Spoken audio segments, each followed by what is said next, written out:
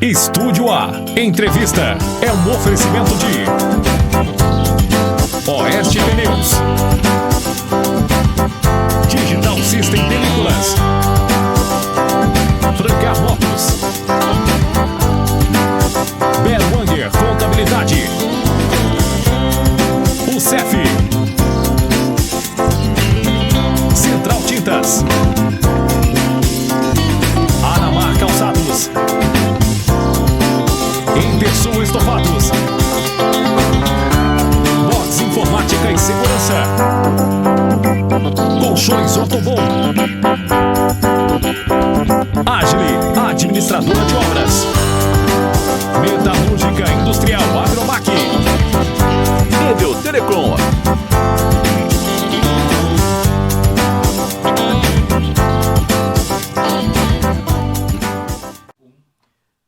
Muito boa noite, você ligado nos canais da SA TV. Esta é mais uma edição do Estúdio A Entrevista desta terça-feira, hoje 5 de outubro de 2021. Sejam todos bem-vindos através do nosso Facebook, através do nosso YouTube. O Renato Ait, nosso convidado, já está aqui comigo para conversar bastante, contar bastante história. E na prévia aqui tem umas historinhas bem legais aí que o Renato passou na sua trajetória de vida aí, que ele vai daqui a pouquinho contar pra gente. Você que está nos acompanhando através do Facebook, aproveite para curtir o nosso programa, compartilhar, também deixe seu recado na live, deixe sua mensagem aqui para o nosso convidado, né?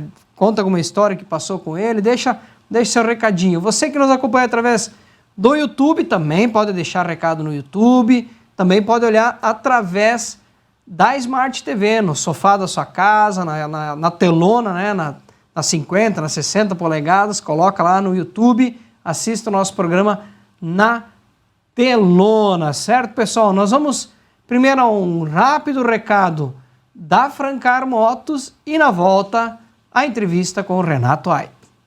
Francar Motos e Yamaha, para Itapiranga e região. Venha fazer um test drive em nossas motos. Completa linha de acessórios para motocicleta. Oficina autorizada Yamaha e multimarcas. Muitas opções em motocicletas novas. Linha de financiamento e consórcio nacional Yamaha. Venda de veículos novos e seminovos. Venha você também fazer um ótimo negócio em Itapiranga, São João do Oeste e Iporã do Oeste. Isso aí, grande abraço a toda a equipe da Francar aqui de Itapiranga e região, abraço ao Charles, ao Pedro Paulo, enfim, bom negócio de Yamaha, faça lá na Francar. Muito bem, então, seja muito bem-vindo, Renato, obrigado por atender o nosso pedido, né? A gente já tinha conversado algumas vezes, hoje conseguimos encaixar, que desse tudo certo para a gente conversar. E, mais uma vez, agradeço. Seja muito bem-vindo ao nosso programa. Boa noite, Renato. Boa noite, obrigado. Bom, estamos aí, né? Meu nome é Renato Ait. Sou casado com Leonida Geller Ait, companheira de todas as jornadas. Muito feliz com ela. Temos 2 filhos maravilhosos. O Daniel, o mais velho, nascido em 88, formado em sistema de informações, hoje é policial em Chapecó. E a filha Júlia Geller Ait, ela é formada em medicina pela Católica de Pelotas, hoje está em Passo Fundo fazendo a residência em pediatria. E ano que vem ela deve estar entre nós a partir de março, trabalhar em Itapiranga. Oi, precisa, né, Renato? Inclusive, Precisa. Eu já quero desejar para ela amanhã, ela está de aniversário, dia 6, seja feliz e esteja bem depois conosco aqui em Itapiranga. Que bom, né? Que bom, Renato, que tu conseguiu formar filhos. O Dani, cheguei a trabalhar com o Dani, inclusive, ele é hoje policial, né? Até foi surpreendente quando ele fez o concurso para a polícia, mas legal que ele gosta da profissão. E a Júlia ir para pediatria, né? É uma especialidade que a gente vê pouco. E na nossa região temos o Fernando, mas Mas é o Fernando, aí vem um, já vai embora, aí continua o Fernando e precisa mais um, né? Demanda tem e que bom, uma jovem médica aí para cuidar das nossas criancinhas. Ela demonstrou muita vocação, muita dedicação. Só a gente sabe o quanto ela se dedicou. O Daniel também, trabalhando no Nidl, talvez na mesma época sua, pegar o ônibus todo dia e ir a São Miguel. Ele fez o curso dele na UESC. E os dois foram muito dedicados, são dedicados e são maravilhosos. Tá certo. Renato, como é que foi a tua infância? Vocês moravam sempre aqui na cidade? Sim. Eu não falei da minha filiação, mas eu sou filho de Benoit e Maria Mesch-Ait, ambos falecidos. Minha mãe faleceu em 76, são muitos anos, né? E o pai faleceu em setembro de 2017, 11 de setembro, coincidência com 11 de setembro é uma data data marcante, né? E eu vivi com os pais, com a mãe até próximo dos 18 anos. Trabalhei com o pai na funerária e ele tinha uma pequena fábrica de artefatos de cimento. Trabalhei com eles até os 18 anos. Me formei no 2º grau no colégio na FUNEI. Se não me falha a memória, fomos a primeira turma da FUNEI em técnico em contabilidade. Isso foi final de 76. Aí decidi fazer o vestibular. Bateu assim uma ideia, vou fazer o vestibular para arquitetura. Tinha algumas aptidões para desenho, aquela vontade, convivia um pouco com algumas construções. Meu pai era também bastante ativo para esse lado, mas foi uma ideia. Como tinha poucas opções, universidade federal, em Grande Santos, alguma particular que eu não soubesse, mas era muito restrito. Fui lá, fiz o vestibular em 2 fases, né? Tinha um teste de aptidões na véspera do vestibular, que constava de um desenho. Colocaram 50 alunos numa sala, colocaram um vaso de flores, com flores, né, em cima de uma cadeira, essa cadeira em cima de uma escrivaninha, ligaram algumas luzes e você fazia o desenho do ângulo que você visualizasse com a sombra. E isso te classificava ou desclassificava. Depois veio o vestibular, efetivamente, fiz, fiquei para a 2ª chamada, não fui chamado. Aí voltei para Itapiranga. Perdemos um arquiteto na largada. Ou ganhamos. Ganhamos administrador, né? Não, mas Renato, você até os 18 trabalhou ali com teu pai na funerária. Para quem não conhece, né, Renato, para falar um pouquinho, vocês moravam ali onde teu pai tinha a funerária, aqui na frente da Cooper? Isoladinho, né? Isso. Então, para quem está assistindo em casa, pessoal, quem conhece aquela casa em frente à Cooper, que não é culpa do seu Beno, né? Mas hoje ela não tem passeio ali, que a rua foi alargada, né? Sim. Aquela casa ali era a região que vocês moravam, né, Renato? Nós morávamos na casa da esquina, e ao lado ficava, então, a funerária, a fábrica. E me diz assim, você chegava a trabalhar em funerária, a gente sabe que é fazer todos os atos, arrumar corpo, fazer os atos funerais. Vocês mexiam jovenzinho nisso ali ou essa parte ficava mais pro... Não, na época era basicamente a venda do caixão. E é claro, quando necessário, eu colocava a pessoa dentro do caixão, mas não tinha preparação. O hospital preparava isso, essa parte eles faziam. Eu efetivamente não trabalhava nisso. Eu ajudava mais na parte de fabricação de tanques, depósitos de água, de concreto, túmulos para o cemitério, ajudava nessa parte. Eu era mais o auxiliar, assim, mas... O auxiliar para pegar no pesado lá. Mas fazer. Tinha serviço pesado, o serviço não era fácil. O cimento corrói as mãos. Na época não tinha tanto EPI, né? Hoje se fala em EPI. Na época não tinha. Luva era coisa muito rara. Então o couro comia por causa do cimento. E às vezes era bem desgastante, né? Tu ia para aula com as mãos tudo corroídas. Trabalhava de dia, à noite aula. Sim. Né? E a família ficou com esse negócio por muitos anos? Por muitos anos. Depois, somente o meu irmão, o Rui, que hoje mora no Mato Grosso, ele ficou trabalhando com o pai até 90 e...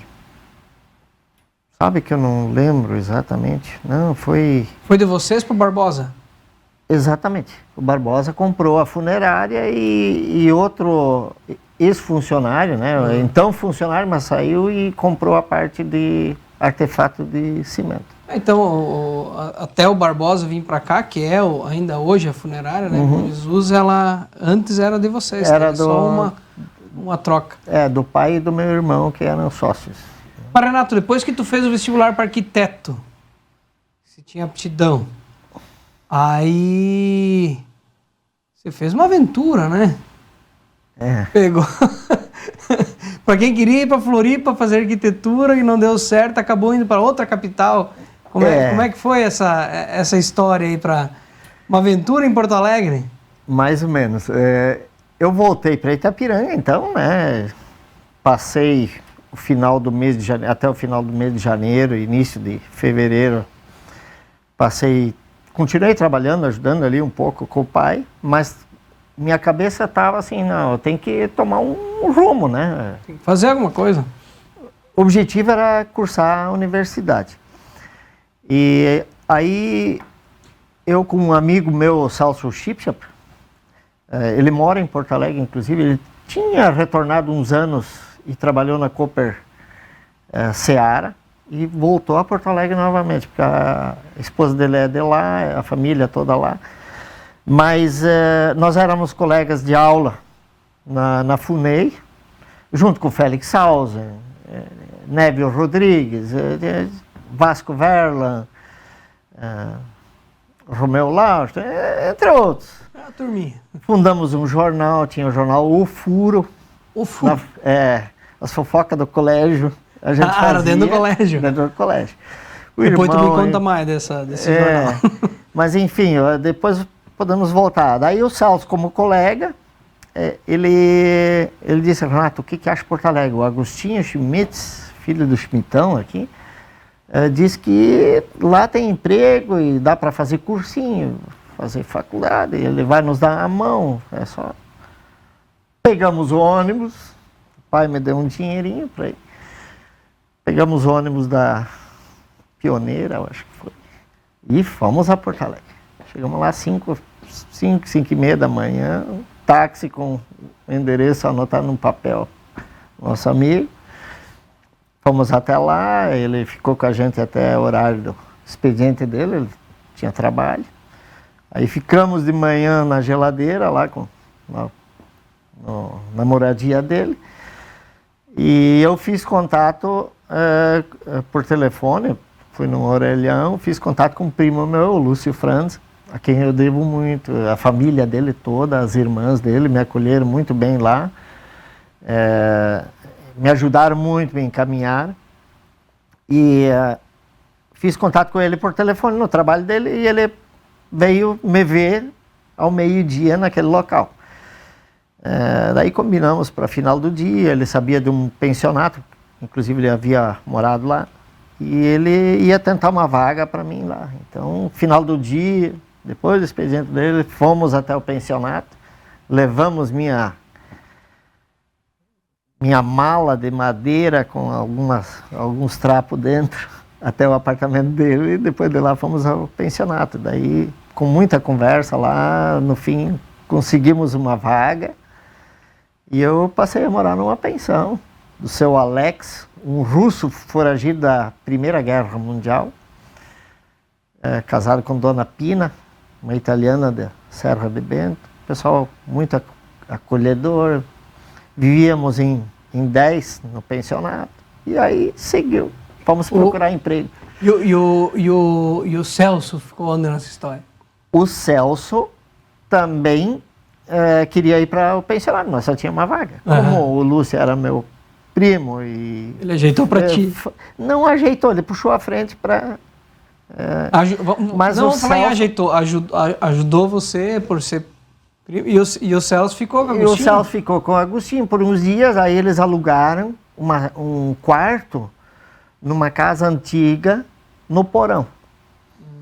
Tem até uma situação bem engraçada lá. Depois eu saí do pensionato e fui morar com eles porque eles falavam que gastaria menos. Aguentei 2 meses, voltei para o pensionato, não havia fechado minha vaga, porque lá, e era inverno, e o chuveiro era álcool. Você já viu isso? Não tive oportunidade. O chuveiro era assim, vinha um cano de água, tinha uma serpentina de cobre, e embaixo tinha uma tigelinha de ferro fundido, onde você colocava lá um meio copo de álcool e colocava fogo. Aquela chama lá aquecia a serpentina, aí vinha uma água assim, mais ou menos a espessura de uma caneta, assim, um pouco menos, passando frio, tu tomava banho. Mas aí eu disse, não, é para mim. E voltei para a pensão, mas só entre parênteses aí do que aconteceu. Mas o Celso ficou morando com o Agostinho e eu fiquei no pensionato. Até final de 77, quer dizer, isso foi em fevereiro que eu fui morar lá. E aí nós alugamos um apartamento, eu e mais 3 curitibanos, pessoal de curitibanos. Mas aquela promessa, aquela fala do Agostinho que pode vir para cá, que tem emprego, tem isso, conseguiu se confirmar? Conseguiu logo um trabalho? Consegui. Favoreceu o fato de eu ter o 2º grau. Então, a gente pegou o jornal, tinha uma agência que anunciava para grandes redes, né? E a JH Santos precisava um cara para trabalhar no estoque, marcar valor de mercadoria, fazer esse trabalho, reposição. E eu fui lá, fiz a ficha, me chamaram na hora, fui para... A JH Santos era a maior rede, junto com a Guine de Porto Alegre, no setor de esportes, material esportivo em Porto Alegre. Então, vendia mais camisas do Inter ou do Grêmio? Sabe que eu não sei. Eu acho que naquela época era mais vermelho, porque final da década de 70... Não, mas assim, era mais... Não, você brinca, né? Era mais material assim para uso mesmo, né? Não dia a dia. era... até de time tinha muito pouco. Mas foi gratificante, foi um aprendizado. Aprendi, assim, muita coisa lá. Por exemplo, eu tive que trocar todo o meu guarda-roupa, porque daqui eu levei algumas coisinhas e era tudo, porque na minha família era assim, as possibilidades não eram grandes. Então, eu como era o mais novo e o menor, eu herdava tudo dos maiores. Então, o que eu tinha levado para lá, se não me engano, eu tinha uma camisa e uma calça que a mãe confeccionou, o resto era... E não cabia em Porto Alegre. Daí o rapaz do marketing da JH Santos me chamou e disse assim, ó, Renato, nós vamos dar um trato em você, com a gerente junto, era uma mulher. Nós sugerimos comprar esse tipo de roupa e a JH Santos naquela loja tinha como é que se diz, uma outra loja de roupas da hora, né? Então, para, tipo assim, mais atualizado. Aí eu fiz um rancho lá, financei em 12 vezes e troquei meu guarda-roupa. Então é só uma... Porque tudo era difícil. Era diferente? Era diferente. E eu trabalhei nessa JH Santos por 6 meses, 7 meses. E meus primos, o Lúcio e 3 irmãs, trabalhavam no Montab, Montepio da família aeronáutica brasileira. Era um Montepio, seguro, tipo seguro de vida, você pagava mensalidade durante X anos, depois se aposentaria, né? Eu não cheguei a viver muitas, porque estava em expansão, né? Daí lá eu trabalhei o resto do ano de 77 até dezembro de 78. Mas a vida na pensão também tinha histórias bacanas entre o grupo, né? Algumas brincadeiras. E os caras te judiavam por ser daqui de Itapiranga. Assim como nós em Floripa, é lá do oeste, não sei o quê. Terra dos índios. Lá só tem mato. Os meus colegas tinham 4, 5 acho que eram de curitibanos. Já mais, na época, bem mais desenvolvido que aqui. Tinha de Caxias do Sul, tinha de Guaporé, Veranópolis, mas, enfim, para fechar os 10. E eles pegavam muito no meu pé. Itapiranga, eu acho que de lá para cá, triplicou em tamanho, em público, né, moradores. E eles pegavam muito no meu pé. Mas lá não tem ônibus circular. Tem um, ele para na cidade, tu entra na porta da frente, sai de trás, tu já cruzou a cidade sem o ônibus se locomover. E é assim, né, para falar do tamanho da cidade. Mas pegava muito no meu pé, mas daí houve uma parada um dia lá, eu me cobrei deles. O Renato contou para nós essa história antes, mas essa vamos deixar para alguém que te encontrar, né? Sentar, tu conta essa historinha. Mas o pessoal que está em casa lembra um dia de pedir para o Renato como é que foi a história lá do X-Salada em Porto Alegre, junto com os amigos do pensionato lá, que foi uma história bem bacana. Foi muito legal. Essa vida, essa trajetória em Porto Alegre, ela durou mais ou menos um ano? Não, 2 anos. 2 anos. Do mês de fevereiro, primeiros dias de fevereiro até dezembro do outro ano. Do ano seguinte. Eu vim para casa de férias, lá do Montab, né? E como eu tinha um círculo grande de amigos, mas um deles, o Chico Gruber, Ademar Fernando Gunsch Gruber. O primeiro sobrenome ali, eu não lembro se é exatamente isso. Ele, inclusive, ele faleceu há pouco.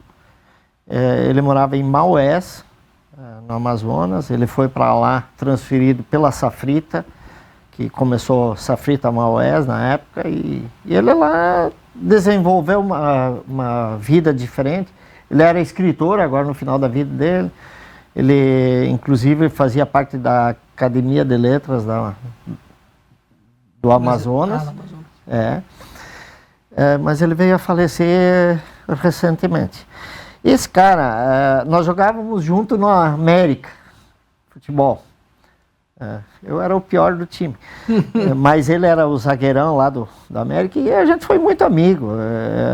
E num dos dias que eu estive de férias em casa, em dezembro de 78, ele pediu: e aí, Renato, como é que tá lá? Eu disse: olha, não tá fácil, porque eu fazia cursinho, eu fiz o IPV lá, cursinho pré-vestibular, mas eu frequentei alguns meses, terminou o dinheiro, porque não dava para pagar a mensalidade, pensão e viver. Então, eu fiz alguns meses, daí desisti, fiz vestibular na PUC para administração, passei, mas não podia cursar, porque o valor da mensalidade era superior ao meu salário, né, que eu ganhava. E eu me queixei um pouco com ele, eu disse: se eu tivesse um emprego aqui, eu voltaria, futuramente eu faço minha faculdade. Diz ele: tem um emprego para ti. O Nestor Ruschel, do gerente de compras da Safrita, precisa um auxiliar. Junto com o Arno Guesen, que trabalhava lá na época. Tu queres a vaga, eu falo para ele, e aí ele vai te chamar para... Mas não deu outra. Outro dia de manhã, metade da manhã, já ligaram lá na casa do pai, estava na casa do pai, e pedindo para ir lá conversar. Fui lá, conversei, o Nestor queria que eu começasse na hora, e que precisava realmente. Daí eu disse, não, eu estou empregado, eu tenho férias até o dia 29, eu acho que de dezembro ia minhas férias, eu comecei um dia antes ali, enfim, dava ali no final do mês de dezembro. E aí eu disse, eu tenho que ir lá fazer o acerto para poder vir aqui. Então faz, e assim que tu puder. Aí a CIPA de Porto Alegre, Associação dos Itapiranguenses, eles vinham de ônibus. E eles vieram para o Natal de ônibus, pedi se tinha vaga. Não tinha vaga, mas fui dormir lá naquela cama, bem lá no fundão do motorista, segundo motorista. Aí eu consegui ir junto. Dia 26 eu estava lá no Montab e pedi as contas. Tá, mas tá de férias até final do mês. Não, mas eu vou começar a trabalhar dia 2 de janeiro em Itapiranga. Aí conseguiram fazer minha rescisão com data do dia 30. E no dia 30 de manhã tinha expediente, se eu não me engano, era no sindicato que fazia a assinatura da rescisão. Conseguimos fazer tudo, peguei o ônibus à noite e voltei para Itapiranga. Dia 2 de janeiro de 79 comecei a trabalhar na Safrita, junto com o Nestor Ruxo. 2 de janeiro de 79. E como é que tu se viu de volta numa cidade menor, depois de uma experiência de 2 anos numa cidade grande? É estranho e ao mesmo tempo não, porque a gente, como não tinha muitas condições, também não era um frequentador. Eu, como gremista, você falou antes do Inter, eu ia muito ao Estádio Olímpico, era um sonho ver. Eu acho assim, fora os porteiros lá, eu era um dos maiores frequentadores do Olímpico. Porque era assim, quando no Montab, nós sexta tarde, nos 3 meses de verão, que é dezembro, janeiro e fevereiro, nós tínhamos expediente até sexta ao meio-dia e retornava segunda à tarde. Então tinha sexta à tarde e sábado de manhã, sábado à tarde, para ir. Eu saía lá do centro a pé, fazia 1h30 de caminhada, ia até o Olímpico para assistia treino. Assisti muito treino do juniores, na época era juniores, mais assim, tinha o principal e os juniores, não tinha muita coisa de escolinha. Depois começaram. O Paulo Lumumba, para quem é antigo que nem eu, sabe de quem eu estou falando, ele era técnico dos juniores. E eu sentava com ele, às vezes, no banco, para assistir o treino, ficava ali. Mas isso custou muito, porque eu tive que, sabe, pela insistência. Daí consegui assistir. Então era uma das coisas. Então não tinha muitas opções para a gente. Então voltando para Itapiranga, que não tinha muitas opções também, mas a gente se sentia em casa também porque tinha os amigos, né? Então não foi assim tão difícil essa convivência nova. Só ficou mais, como é que eu vou dizer, mais tranquila a vida, né? Não ter a correria da cidade grande, mas aí também faltou o Olímpico aqui daí, né? Faltou o Olímpico, faltou o Beira-Rio também. Faltou um pouquinho. Eu fui assistir jogo lá também. Faltou um pouquinho. Levei uma excursão para os 2 estádios, quando eu estava lá. Foi um pessoal do Colping jovem, foram de ônibus fazer uma excursão para Porto Alegre. Eles me pediram se podia, junto com a CIPA lá, né, fazer. Aí fomos receber, eu e mais 2, 3, fomos recebê-los ali no Laçador.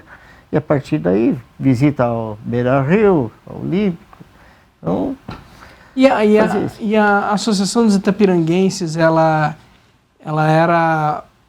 já era forte naquela época? Era bastante forte.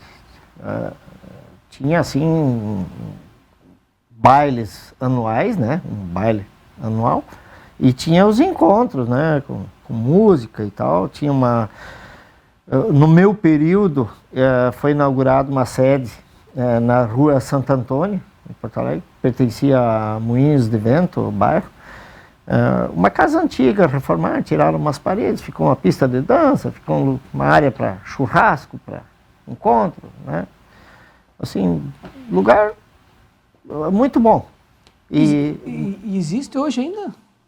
Eu não saberia te dizer, mas deve existir ainda. Não sei como está. Isso Porto Alegre é uma das cidades que mais deve ter recebido itapiranguense, né? Porto Alegre, assim muita como gente Blumenau também, Florianópolis. Porque ou era lá, Blumenau, Floripa, ou era Porto Alegre, né? Blumenau já foi talvez até um estágio posterior. Primeiro foi Florianópolis e Porto Alegre. Muito forte. Muito forte. Renato, vou mandar alguns abraços, depois a gente fala um pouco das histórias da Safrita. Vamos ao recado da Oeste Pneus.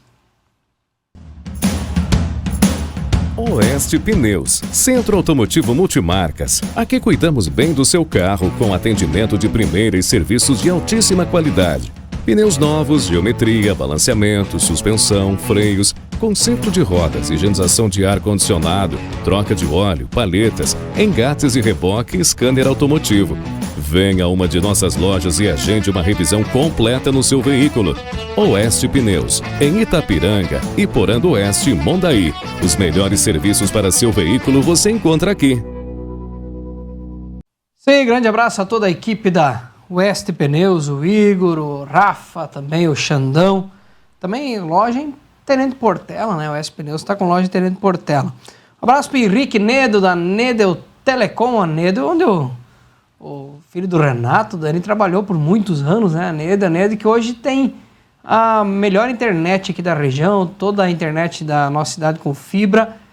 Você que nos assiste em casa é através da internet da Nedel Telecom, com vários pacotes de vários tamanhos para atender a sua necessidade, a necessidade da sua casa, da sua empresa. Procure a Nedel Telecom aqui em Itapiranga, na Avenida Beira Rio, no prédio novo da empresa, na sede própria, ou através das redes sociais, também pelo site da empresa Nedel Telecom. Um grande abraço aí para toda a equipe. Agile, administradora de obras, do meu amigo Michael Malman. Você que quer construir, reformar, ampliar, procure a Agile, que ela administra toda a obra para você, desde o projeto, contratação de pedreiro, a compra de todos os materiais. Eles pesquisam materiais em todas as lojas da região, compram pelo menor preço possível para baratear a sua obra e entregam para ti prontinha, com a chave na mão, documentação, tudo ok. Enquanto você pode trabalhar tranquilo, a Agile toca a obra para você. Aqui em Itapiranga, junto ao escritório da Malman Engenharia, em frente à lotérica. Também grande abraço ao pessoal do escritório do Roberto, o Roberto, o Regis, toda a equipe. Você que precisa fazer contabilidade para você ou para a sua empresa, você que é profissional autônomo, você que tem uma microempresa, uma empresa de médio porte, de grande porte, procure a Berwanger Contabilidade, no coração da cidade, há mais de 40 anos aí, prestando serviços contábeis aqui em Itapiranga e região. Quem também tem um recadinho para você é a Intersul Estofados. Intersul Estofados, fábrica de estofados, poltronas, cadeiras, cama box e cabeceiras. Contamos com produtos de alto padrão de qualidade e conforto, empregando tecnologia de ponta e o que há de mais moderno no mercado de estofados eletrônicos e articulados, produzindo os melhores estofados retráteis e reclináveis e com garantia total. A matéria-prima utilizada na fabricação dos produtos passa por um rigoroso controle de qualidade. Fabricamos também estofados sob medida e disponibilizamos uma grande variedade de cores e tecidos para você escolher o que mais lhe agrada. Disponibilizamos também as mais diversas formas de pagamento. Venha conhecer os nossos produtos em nosso showroom e fazer um orçamento sem compromisso. Aguardamos você, amigo cliente. Muito bem, grande abraço pro Aleluia. Nós estamos aqui nos estofados da Intersul, aqui é confortável, né? Dá para ficar tranquilamente uma hora e pouco aqui sentado, que a gente não se incomoda. Renato, então voltou para Itapiranga trabalhar na Safrita. Você começou no setor de compras, então? Compras. Como é que foi isso? Como é que foi essa trajetória dentro da Safrita? Pegou a parte final, os anos finais de Safrita, né, Renato? Eu entrei dia 2 de janeiro. Se não me falha a memória, a Safrita foi vendida em 15 de maio de 82. Posso estar enganado no ano, mas eu acho que é 82. Mas foi 15 de maio. Eu entrei na Safrita, trabalhando junto no setor de compras. Trabalhei por 9 meses. me pediram para fazer um curso, o Rudi Gerck, na época diretor-presidente, me chamou, Renato, precisamos mais técnicos em segurança. Você vai continuar exercendo a função, mas faz o curso técnico para ajudar nessa parte de segurança que é necessária. Fui a Chapecó, ficamos 60 dias fazendo um curso, com uma extensão em Salvador da Bahia, para um congresso nacional. Voltamos só que eu não voltei para a função no Compras. Aí o Afonso Heinen, diretor da Friguaves, que era a fábrica de rações e tinha mais alguns trabalhos, ele me chamou para fazer a parte de controladoria, de valorização dos custos, né, da matéria-prima e, por consequência, o custo final da ração, fazer essa avaliação, a movimentação e chegar no custo das mercadorias vendidas para fazer o balanço no final, que vinha o pessoal de São Paulo e fazia. Então eu fazia essa parte de controladoria. Aí eu trabalhei até a venda da Safrita, mudei de empresa porque eu tinha sido contratado pela Safrita para trabalhar no Compras, como fui para a Friguaves, tive que fazer acerto, passar o registro para a Friguaves, era praxe. A fábrica de ração era separada da outra empresa? Era uma outra empresa, Friguaves. Daí... Mas os acionistas mesmos da Seara. A Safrita era controladora. Da Safrita, desculpa. Ela era controladora. A Safrita era controladora. Havia a Safrita, que era o frigorífico, Friguaves, que era a parte de rações e granjas, se não me engano, e a agropecuária, que tinha incubatório, granja de matriz, tinha alguns aviários de terminação, eles administravam essa parte. E aí trabalhei esse período até a venda, até uns meses após a venda.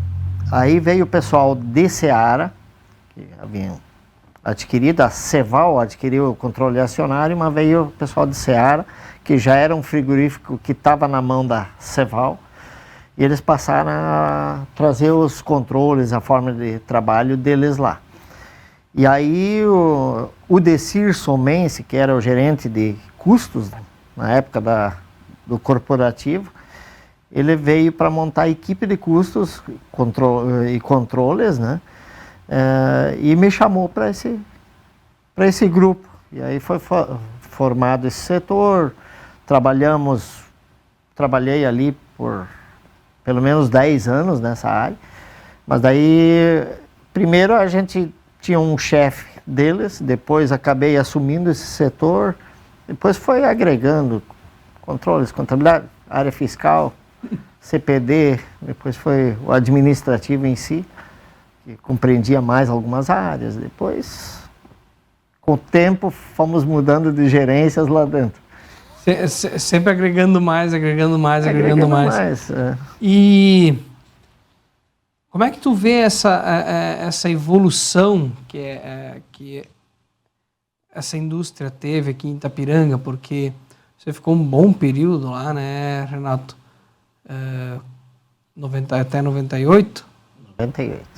Então isso são 32... Quase 20 anos, desde o início com a Safrita. E olhando hoje o que tem, o quanto disso tem a mão de vocês naquela época também? A construção é natural, né? Você vai uma empresa desse porte, ela também vai criando de acordo com o mercado, com o pessoal, com tecnologia, com necessidades. Ela vai direcionando. Mas houve uma evolução muito grande. Eu diria assim, para quem entra hoje numa empresa, e na condição que eu entrei na época, para mim o aprendizado foi muito grande. Talvez hoje não se consiga ter um aprendizado tão grande. Eu digo isso para o pessoal. Porque na época a parte burocrática, por exemplo, controladoria, contabilidade, área fiscal, o próprio computador que tinha na Safrita, que veio mal coube num caminhão. Tão grande que era. Hoje tu faz no tablet, no celular, você faz muita coisa ou mais do que na época. Mas o que eu digo assim, o aprendizado foi muito grande. Eu sou grato por isso, porque a gente fazia tudo manual. Você tinha que calcular. Só um exemplo. Eu fazia os custos, por exemplo, das granjas. Custo do ovo, custo do pintinho, do frango terminado, da matriz, tinha que calcular. Aí começava na fábrica de rações, custeando a ração. Aí você ia para o incubatório, o custo do pintinho. O pintinho ia para a granja até a terminação. Entrava, fazia o custo da granja na postura dos ovos, tudo, fazia tudo na sequência. Para daí o pessoal que fazia do frigorífico, tinha um colega, o Nilo Berveng, hoje é advogado, ele trabalhava na área de custos, inclusive dos frigoríficos. O doutor Nilo? Doutor Nilo, nós fomos colegas.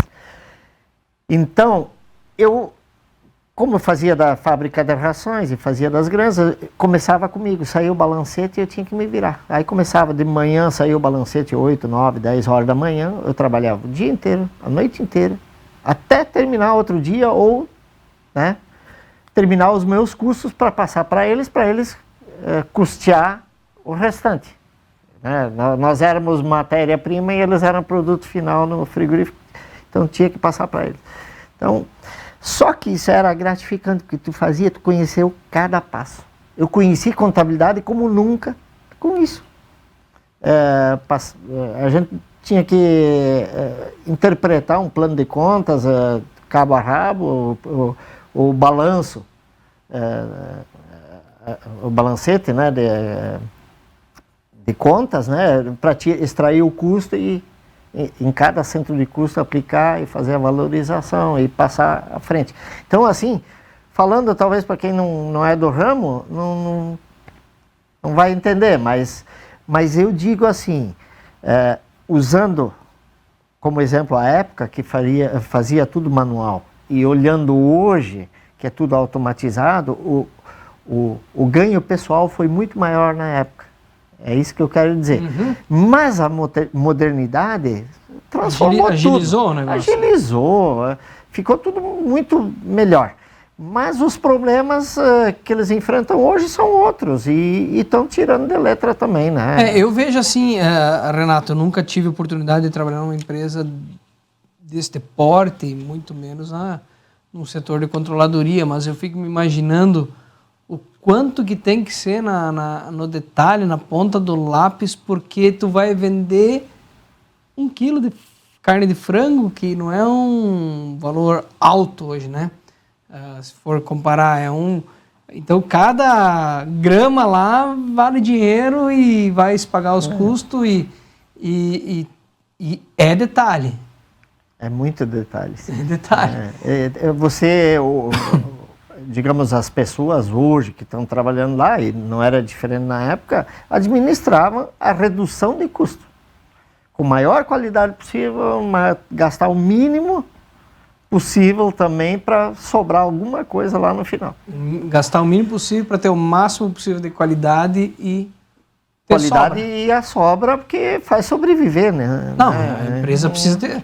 Ela está ali para fazer isso, né? Não é? Exatamente. A empresa... E remunerar o investimento do associado. Do investidor, né? Do investidor. E Renato, a tua saída da Seara, era a Seara já ou era a Ceval? Qual empresa que... A Ceval entrou no meio do caminho. A Ceval era controladora, só que ela entrou um período no meio que talvez para mostrar a marca. A Ceval era grãos, né? Quando ela comprou a Seara. Ela entrou dos grãos, né? Que era soja, eles tinham unidade em Gaspar, esmagamento de soja, para produzir óleo e margarina. E eles queriam entrar no ramo de carnes. Foi um objetivo. Compraram a Seara, compraram Itapiranga, depois eles trouxeram a marca Ceval para vincular a carne. E depois passou de novo a ser Seara. Seara Alimentos, Seara Industrial, variou assim. A Ceval, ela é do óleo soia, né? Soia. Hoje é soia, na época era Ceval. Ah, era Ceval. É.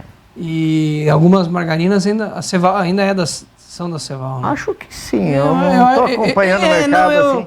Não, mas eu já vi embalagens e tudo mais. Uhum. Mas, Renato, a tua saída da Seara se deu por algum motivo específico? Era assim, tinha a unidade de Itapiranga, São Miguel, as duas, né, São Miguel estava ligado a Itapiranga, Seara e Xanxerê formavam outra unidade, Jaraguá e Forquilinha e Criciúma. Até Jaraguá estava independente e depois passou a ser administrado também por Forquilinha. Mas havia assim uma necessidade de redução de custos, buscar alternativas e na época a empresa já havia sido vendida, né, para uma multinacional.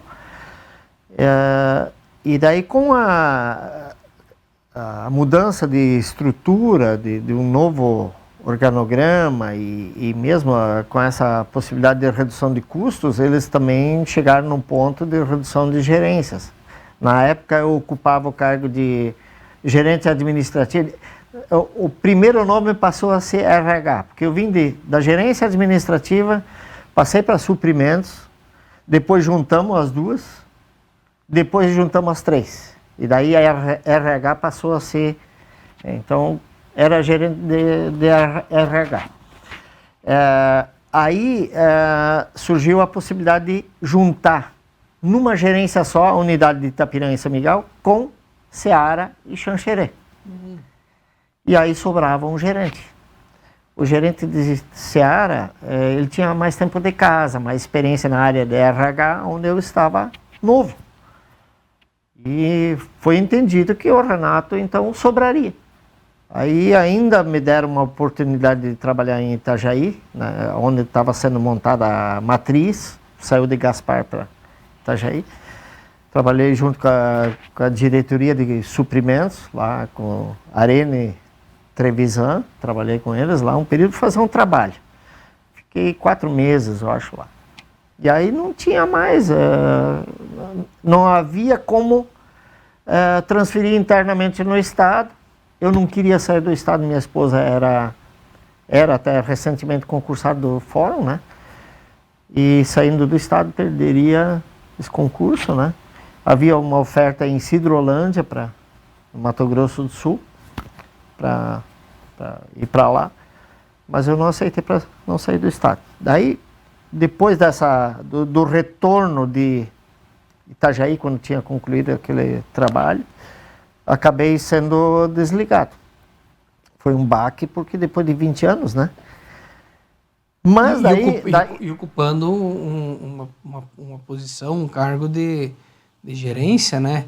Que não já uma posição que para tu voltar ao mercado, vamos dizer assim, ele tu chega a um certo nível, um patamar de trabalho, de ganho, de tudo isso. Exigências, né? Natural, né? Eu até na época, quando eu estava ali no período de desligamento, surgiu um concurso na AMEOSC para secretário da AMEOSC. Não presidente, que é um prefeito, é o secretário executivo. Que seria efetivo. Hoje é lá. o Fontana? Acho que é o Fontana que faz. E quem fez o concurso, que fez a entrevista, tinha que apresentar um material lá, um projeto. Foi a UNOESC. Na época era o... também não vem ao caso. Anacleto Ortigara. Ele era o cara da UNOESC. E aí eu fui aprovado. E o Batista era nosso prefeito aqui. Até ele estava por fazer o anúncio, temos um conterrâneo, ele era o presidente da da Miosk. Ele estava para anunciar meu nome como secretário e eu decidi não assumir. Porque o Helmut Royer, amigo de muito tempo, ele me convidou para montar uma empresa com ele. E ele já tinha uma ideia, porque ele havia sido convidado pelo gerente de produção de Sidrolândia para desenvolver os trabalhos terceirizados dele lá também. Ele tinha aqui e tinha a possibilidade de assumir, mas ele precisava mais alguém junto para ajudar a tocar. Mas eu vou para Sidrolândia agora, eu quase, digamos, tive um motivo de saída, não ir para Sidrolândia, e daí depois como montar uma empresa e como terceiro? Como terceiro.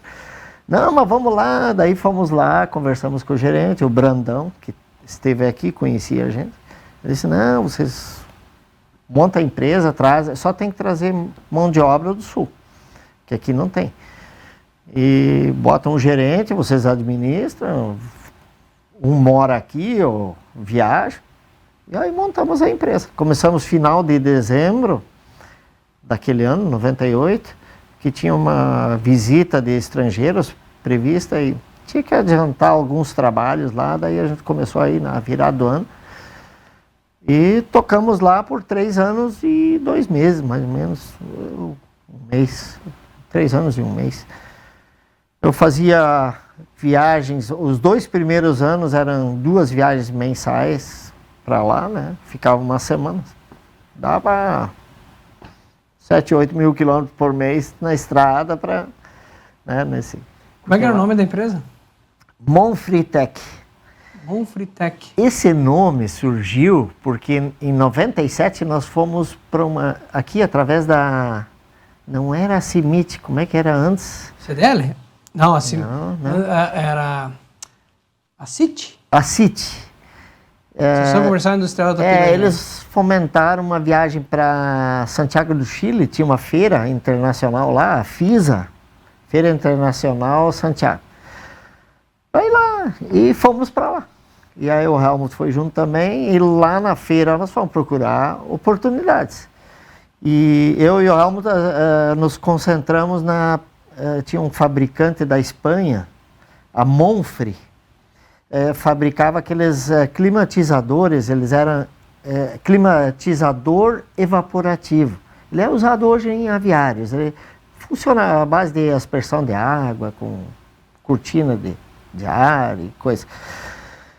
E achamos aquilo lá interessante. E convidamos o pessoal para vir para o Brasil, porque eles queriam vir para o Brasil e vender aqui também, mas precisavam achar parceiros para empreender nisso, né? Aí convidamos e veio o diretor de vendas deles de Córdoba, na Espanha, é uma cidade industrial. Ele veio aqui, a gente fez uma reunião com ele, compramos 2 aparelhos para demonstração e a nossa proposta foi pegar os 4 estados do sul. Pegar 4 estados, a partir do Mato Grosso do Sul. E ele só queria andar Santa Catarina e Rio Grande. Só que aqui é mais frio, interessava Paraná e Mato Grosso do Sul, pelo menos, né? Que é mais quente, para vender seria mais fácil. Aí não houve acordo.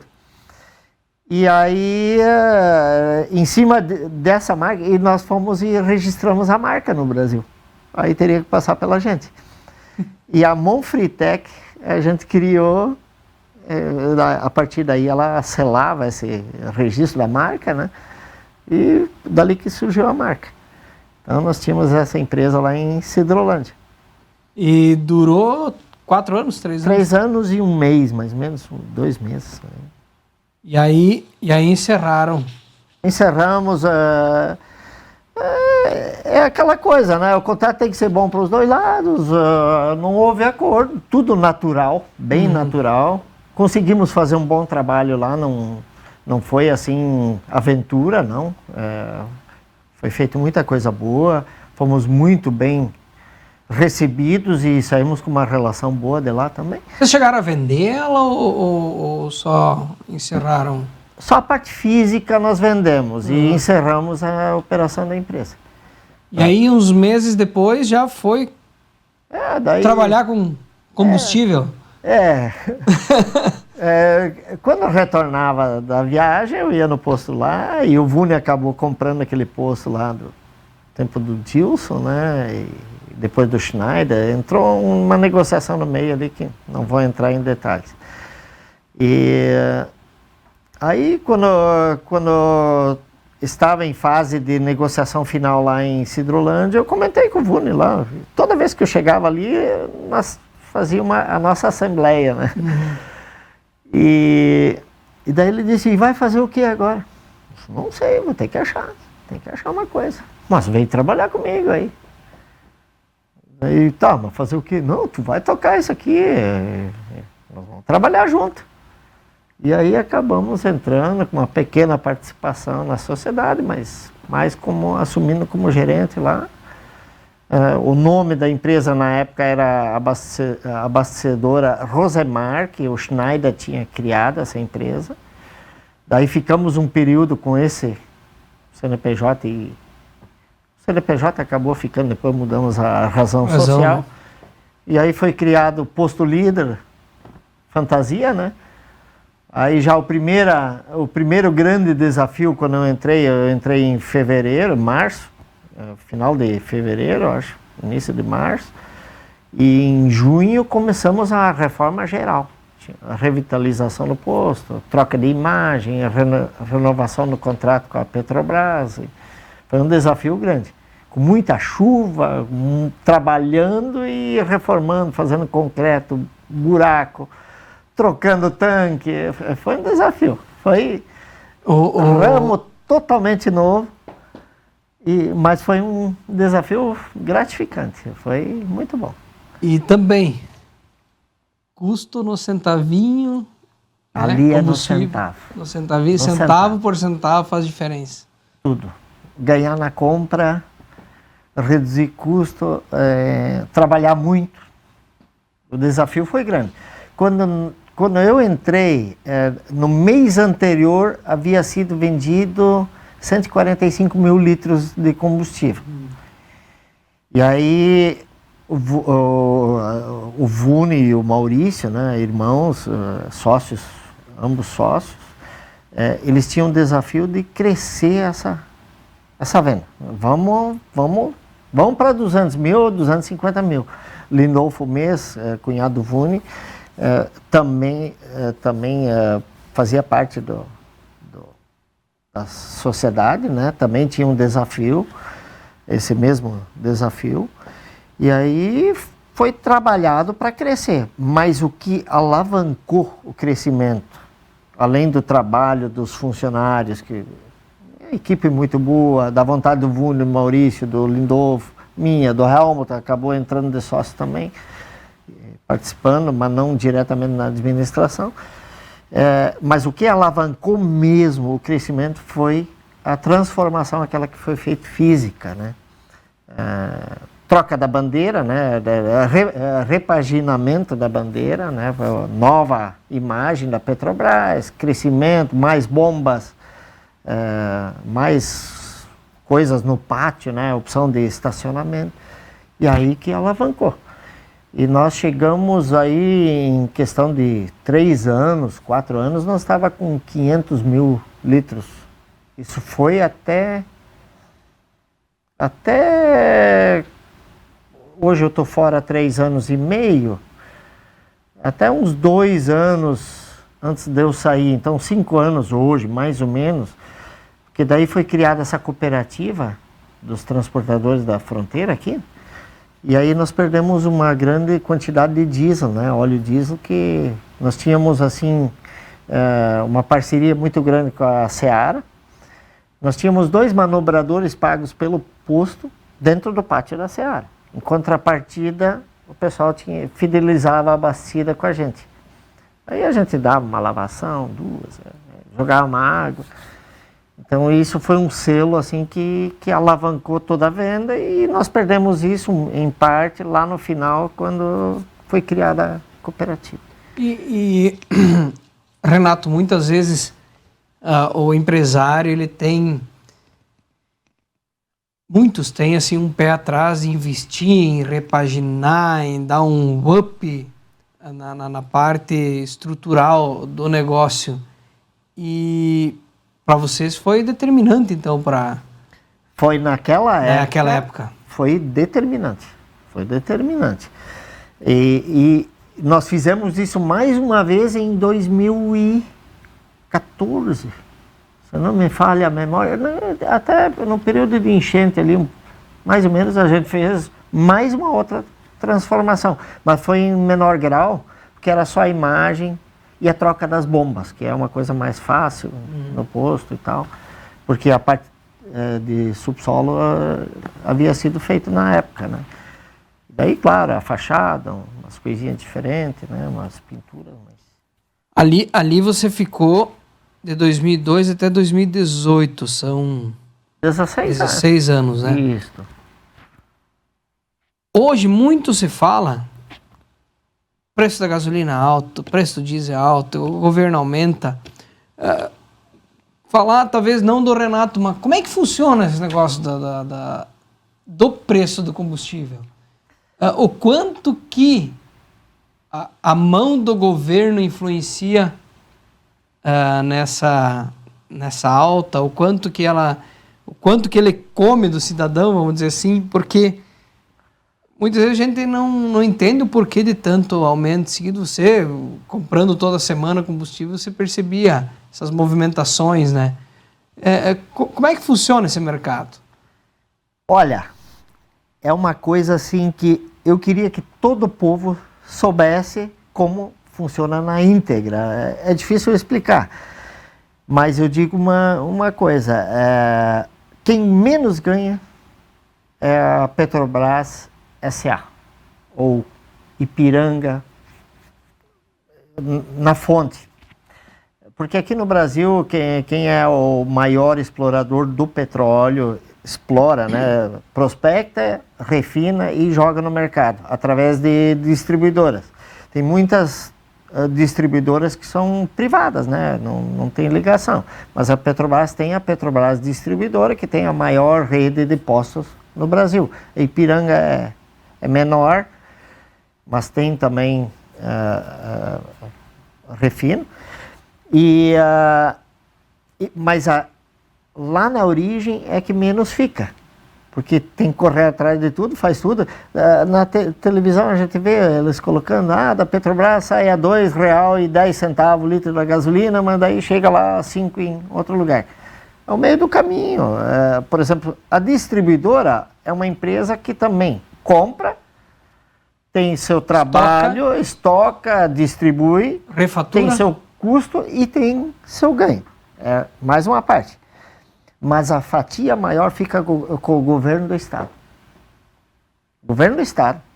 Se o nosso Estado, outro Estado é ineficiente e precisa jogar um percentual maior, não está em questionamento aqui. Mas a fatia maior fica com o governo do Estado. O ICMS que é muito caro.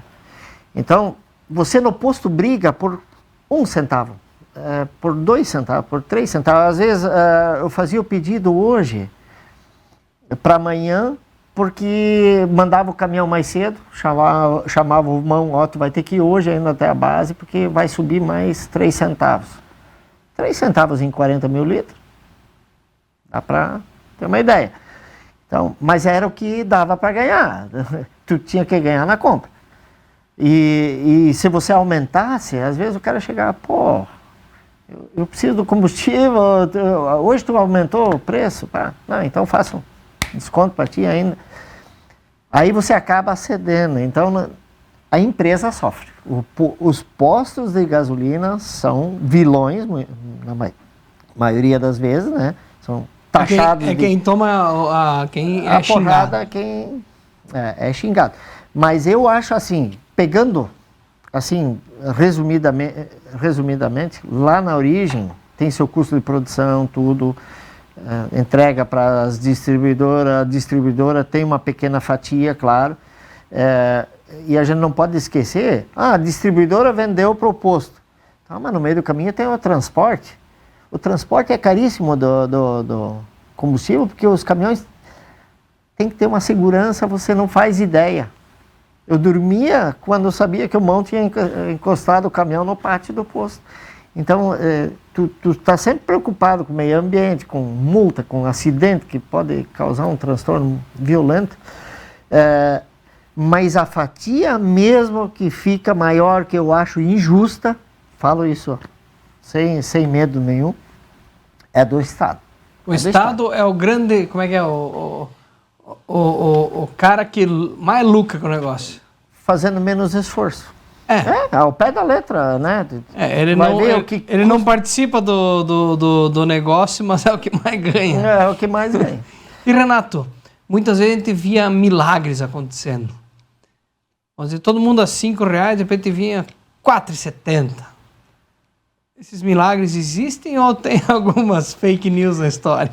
Olha, eu vou falar do que eu fiz, vivi e o que eu penso sobre o assunto. Milagre ninguém faz. Alguma coisa está errada. Uma variação pequena, justificável. Se eu quero deixar de ganhar, vamos dizer, se eu tenho a possibilidade de ganhar 2 centavos por litro de gasolina hoje, eu consigo viver hoje, amanhã, essa semana, ganhando isso. De repente eu resolvo, não, eu vou trabalhar só com 1 centavo, nem que não sobra, né? Tiro 1 centavo, 2, 3, né? Isso, conforme cada um. Isso é possível. Agora, grandes milagres, esquece. Não existe. Não existe. E aí tem a questão qualidade. Então, você tem que ver. Por exemplo, eu sempre bati na tecla da qualidade, porque o nosso posto era Petrobras, e eu sabia da qualidade e da vigilância que tinha em cima da qualidade da Petrobras. Nós tínhamos o programa de olho. O de olho era o quê? Era o acompanhamento, era o rastreamento do combustível desde a distribuidora até dentro do posto. Por exemplo, o mão ia carregar em Passo Fundo, eles tiravam amostras, vinha 2 amostras, 2 frascos de cada produto, daquele produto que estava sendo carregado, era tirado e ele trazia no caminhão, e mais 2 frascos ficavam de cada produto lá na base. Quando chegava aqui, nós tínhamos que tirar uma amostra, fazer teste para ver se estava de acordo. Senão não poderia descarregar, porque nós tínhamos esse programa. Em contrapartida, nós tínhamos fidelidade, a imagem, uma série de coisas, e a propaganda em si. Então, era um trabalho sério que era feito. Eu estou falando era porque eu estava lá. Hoje eu não posso falar porque, né, eu não estou mais lá. Você está falando da tua época, né? Da minha época. E isso, certamente, grandes companhias fazem também. Eu sei de outra companhia.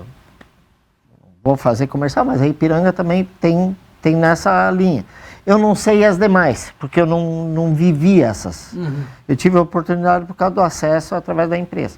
Então, isso tudo tem seu custo, né? Mas a qualidade sempre foi, assim, o carro-chefe. A gente primava pela qualidade do produto, da bandeira, e por isso. Então, os milagrosos que entram, hoje já está mais, assim, tem mais distribuidoras, então a gente não sabe como é que isso é feito, né? Então, como é que cada uma trabalha. Renato, você falou que quando você voltou para cá, voltou para cá não, quando você encerrou as atividades na empresa Cidrolante, foi convidado pelo Vune para estar trabalhando no posto BR. Como é que era trabalhar com o Vune? Porque muitos conhecem o Vune empresário, que atende as pessoas, o Vune ex-prefeito, mas como é que era trabalhar e ser sócio dele? Para mim, assim, foi motivador, né? O Vune era um empreendedor, todo mundo já conhecia, eu conheci ele através da Seara, quando eu era administrativo. Houve um acidente entre um veículo da empresa com um caminhão dele, coletor de leite, daquele recolhedor. E aí eu tive assim uma ligação com ele para nós vermos como faríamos para ressarcir as despesas um do outro e resolver o problema. E ele foi assim de uma transparência, de uma honestidade, de uma seriedade muito grande. Ele era assim, autêntico, era empreendedor, às vezes até assim, pouco afoito, né? Que ele era empolgado, né? Ele queria ver a coisa acontecer. Mas era uma pessoa assim fenomenal. Eu tive a felicidade de trabalhar, conviver com ele, me acertei muito bem com ele, de uma confiança total, recíproca, né? Mas tive a satisfação de trabalhar com ele. E ele, como prefeito, assim, muitas vezes a gente discutia no local, lá embaixo, no posto. No sábado ele não trabalhava, ele vinha lá, nós discutíamos coisa da prefeitura. Dava meu pitaco também, né? Mas assim, tudo, francamente, bom nível. Eu acho assim, ele era uma grande pessoa, um grande homem, que merecia todo o respeito, merece hoje, né? Mesmo não estando mais aí, mas eu tive a satisfação de trabalhar com o Unibaldo Reis, com o irmão dele, o Maurício, com o Lindolfo, que fazia parte, ele já veio da sociedade deles de lá, então fui muito feliz ter conhecido dessa maneira, assim, né? E Renato, para nós fechar o assunto abastecedora líder, tua saída? Eu estava cansado, né? 16 anos. Tipo assim, eu sempre tomei decisões assim, não, chegou a hora, tomava a decisão e não me arrependo. Por isso, de forma alguma. E ali eu achava que era o momento de eu fazer outra coisa ou não fazer outra coisa, né? Mas de sair de lá. Porque você cansa. Um posto de gasolina, na função que eu estava, você vive todo dia o mesmo drama, né? Todo dia. Mercado o governo anuncia, o petróleo subiu mais $1 lá o barril. O dólar está em alta. Arrepia qualquer um que está no ramo. Aí você tem agregado toda a parte funcional, atendimento a cliente. Aí você está ali na pista, encosta um cliente, encosta mais um e só tem um frentista para atender os dois, tu corre. Aí o cara tem um problema, tem uma situação. É muito trabalhoso e isso acaba te cansando um pouco. Eu estava cansado do ramo, não estou falando mal, tu cansa, chegou a hora, tomei a decisão, conversei com os sócios, entramos num entendimento e foi a minha saída. Hoje, né? Tu não tem mais participação? Não, nenhum. Como é que diz outro? Vendeu as cotas? As cotas eram pequenas, mas era? Mas para meu tamanho era muita coisa. Renato, vamos mandar mais alguns abraços, depois a gente continua mais um pouquinho. Tem um recado da Ortobon.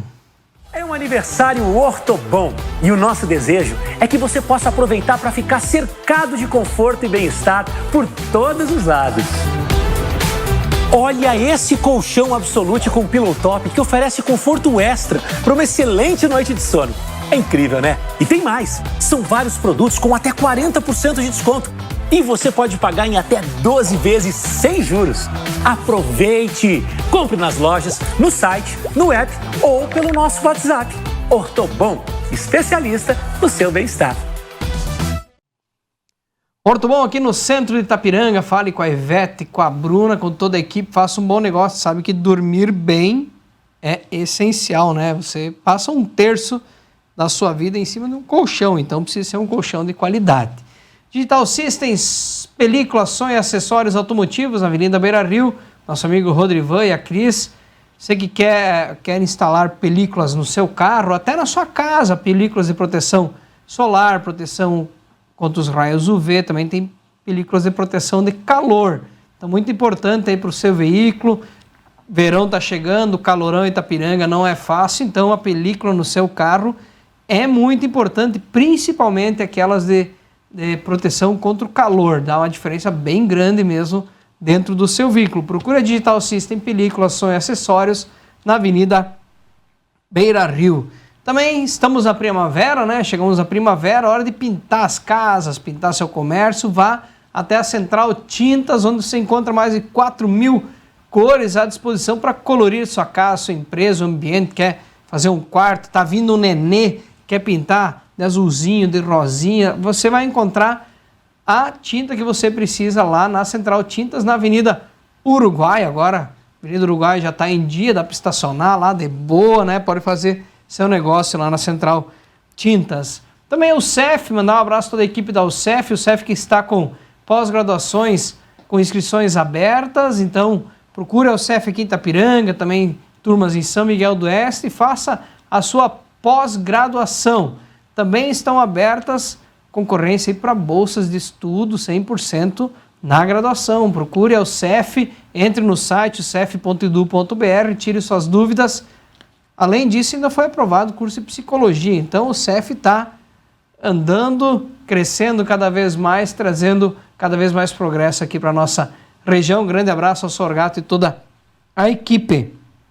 E Box Informática e Segurança, você que quer computadores, notebooks, suprimentos, também toda a linha de alarmes e câmeras de vídeo monitoramento, você encontra na Box Informática e Segurança, na Rua São Jacó, aqui bem no iniciozinho da rua, próximo ao semáforo aí do São Jacó, que agora está funcionando. Fale lá com o Kega e faça um ótimo negócio. Renato, saída em 2018. Aí você ficou um tempo parado, curtindo, viajando, pendurou a chuteira. Como é que foi esse período até assumir a secretaria aqui da Desenvolvimento Econômico de Itapiranga? Eu não atuei profissionalmente depois até assumir por um período curto aí no município. 2018 a gente ficou até um pouco em função, viagens, minha filha estava para se formar em Pelotas, então a gente viajava seguido para lá, até eu fazia parte da CIMIT também, 2017 a 2019, então me envolvia lá, tivemos feiras, né, 2 feiras no período, fazia parte do conselho do município, eu sempre participei dessa, durante toda a minha vida, né, até a gente não falou, os escoteiros começaram em Itapiranga, o Nilo Berman foi o primeiro prefeito, eu fui o segundo presidente, promovi o Nilo. Mas quem sabe ainda dá tempo, né? Ainda dá tempo. Eu fui o segundo presidente e fiquei por 4 anos, quase 5 anos. A gente sempre esteve envolvido. Então, eu me ocupava em 2018, 2019, basicamente, com coisas assim, né? Trabalhos comunitários, associativismo? Sempre participava nisso aí. E 2020, quando isso encerrou, começou a pandemia, a gente passou a construir um sítio, né? E a gente se envolveu lá e gratificante, plantar árvores, coisa boa. Aquele sítio perto do silo da Cooper, que tem um açude assim na frente, uma casinha ali, o cara passava lá, mas de quem que é? De quem que é isso aí? De quem que é?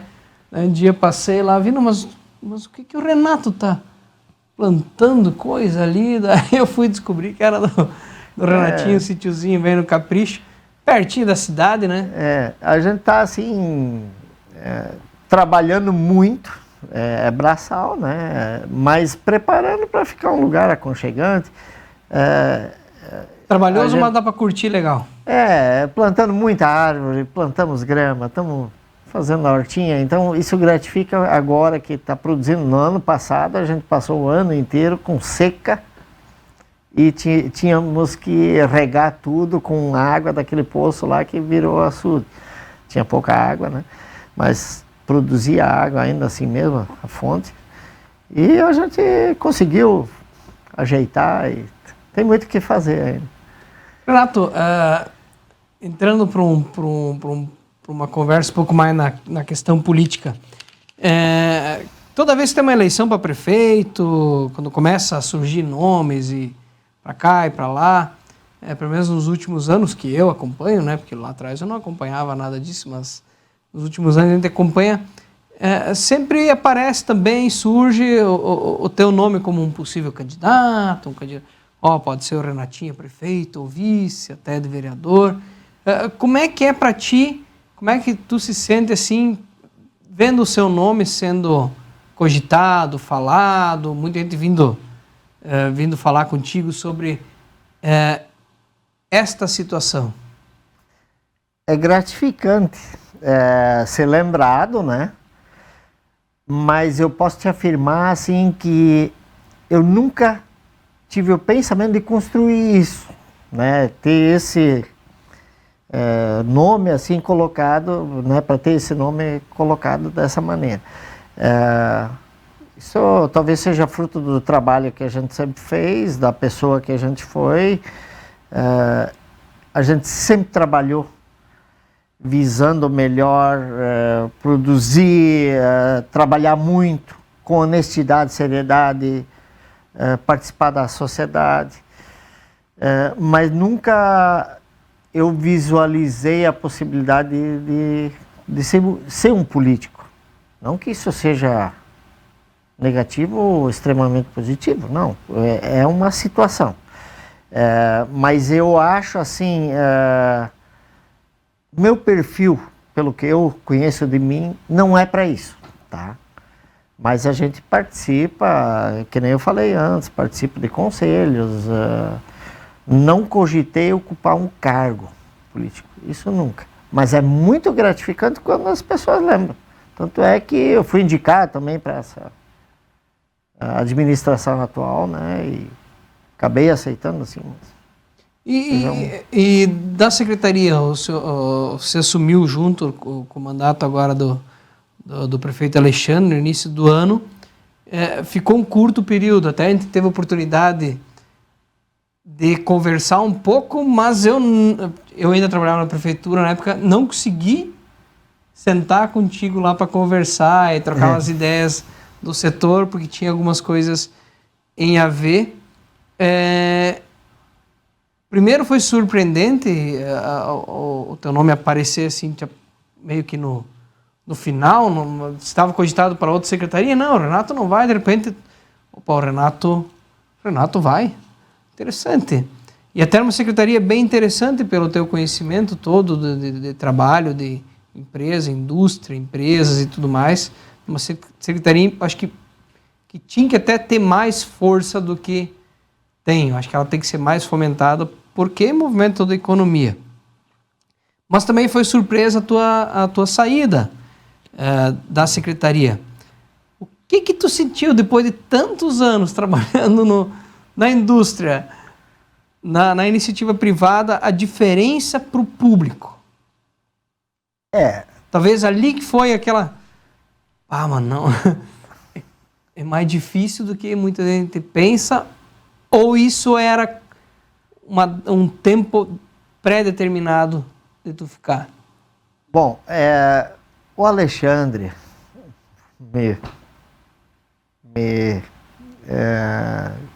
digamos assim, eu falo o nome dele como Alexandre, tomo a iniciativa, doutor Alexandre, nosso prefeito, grande prefeito, ele me convidou ainda no mês de novembro para assumir uma das secretarias. Teria sido por indicação de algumas pessoas e setores, né?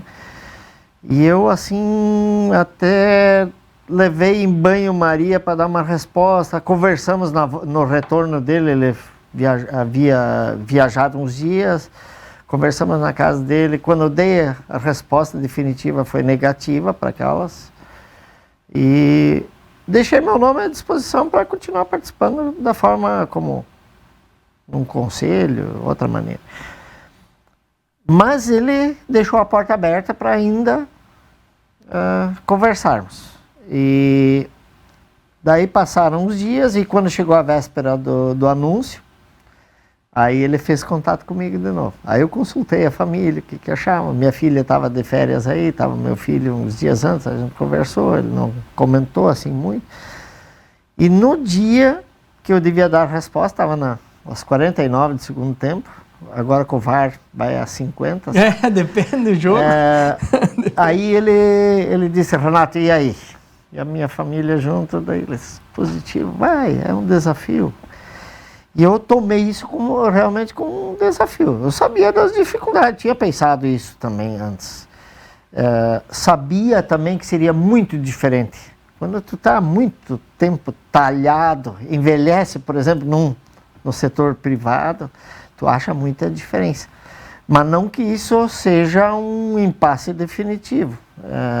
Aceitei o desafio então, conversamos até no dia seguinte, quando ele fez o anúncio, e até ele foi muito assim, aberto. Ele disse assim, Renato, tenta, vem junto, vamos iniciar os trabalhos, teu nome foi cogitado, então eu acho que é importante tu participar, mas se tu não te sentires à vontade, você pode conversar com a gente.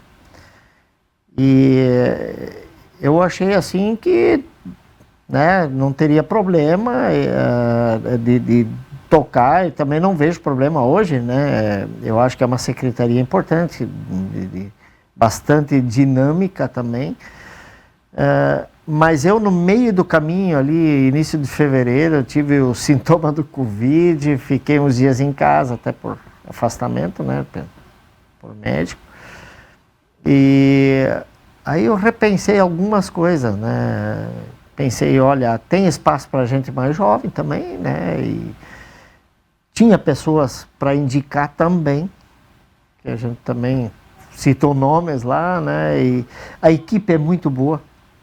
Eu acho que o Dr. Alexandre, assim como o Nilo, é uma dupla que veio para dar certo e agregar ao município. A escolha dos secretários que permanecem, inclusive, uma equipe muito boa, o quadro funcional da prefeitura é muito bom, posso afirmar isso, mas eu não me senti exatamente assim produtivo, e eu estava assim com algumas dúvidas, e até por alguma situação particular, problemas particulares, até para uma pessoa que me questionou muito fortemente e disse, pô, Renato, correu da raia? Não. Mas o que aconteceu? Eu vou te falar o que eu coloquei no pedido demissional, né? Coloquei lá por situações particulares, eu estou saindo. Então é isso que... Tá, mas o quê? Não. Se não fosse particular, podia ser... Seria público? Seria público.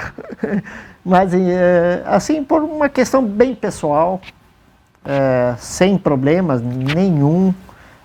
Eu converso semanalmente ou cada 2 semanas com o pessoal lá, vou lá, me sinto muito à vontade.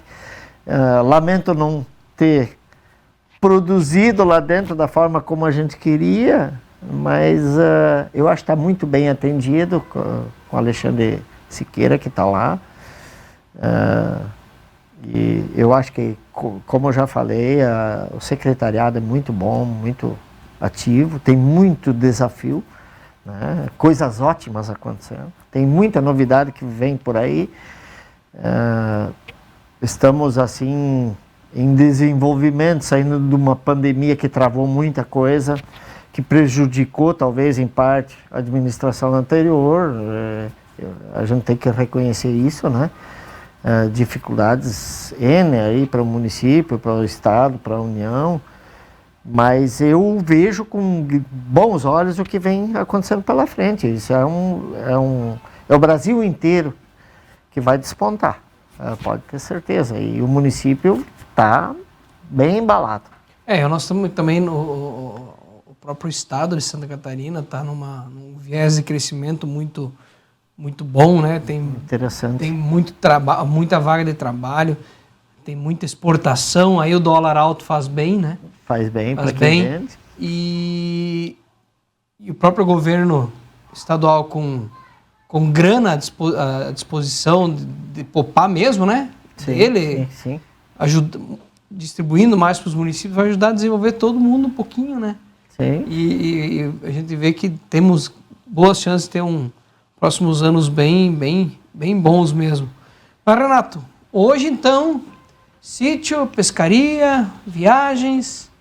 Pescaria tá muito pouco, né? Que, mesmo que tenha até... Mas você gosta de pescar, né? Eu adoro, eu tenho barco, tá guardado. Esse ano fui, eu acho que 3, 4 vezes para o rio, apenas. A gente acabou relaxando um pouco. Claro, a condição do rio baixo também... Né? Complica um pouco. Mas estamos por aí, estamos atuando aí no... Se o cara quiser te procurar durante o dia, é só no sítio.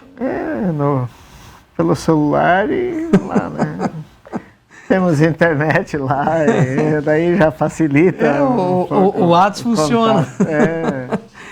Mas, Renato, queria te agradecer por ter aceito o nosso convite, ter conversado bastante, contado bastante história e deixar sempre a gente à disposição, né? Sempre que você quiser voltar aqui, contar um pouco mais, conversar.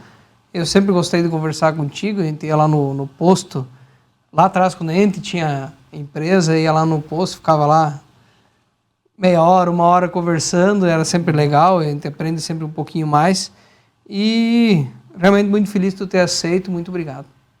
Eu agradeço a oportunidade e fico feliz também. Desculpar se a gente falou coisa talvez não atenda bem as expectativas e tem muita história, né? Porque a gente realmente teve uma vida assim bastante ativa, né? E esperamos continuar muito tempo ativos. Tá certo. E se eu puder contribuir, estamos à disposição. Deixar um abraço para minha filha que vai fazer aniversário amanhã. Pode novamente. mandar um abraço para ela aqui na Grande câmera. abraço, sucesso. Daniel vai fazer mês que vem, dia 19 de novembro. Também já Tá certo. deixar encaminhado.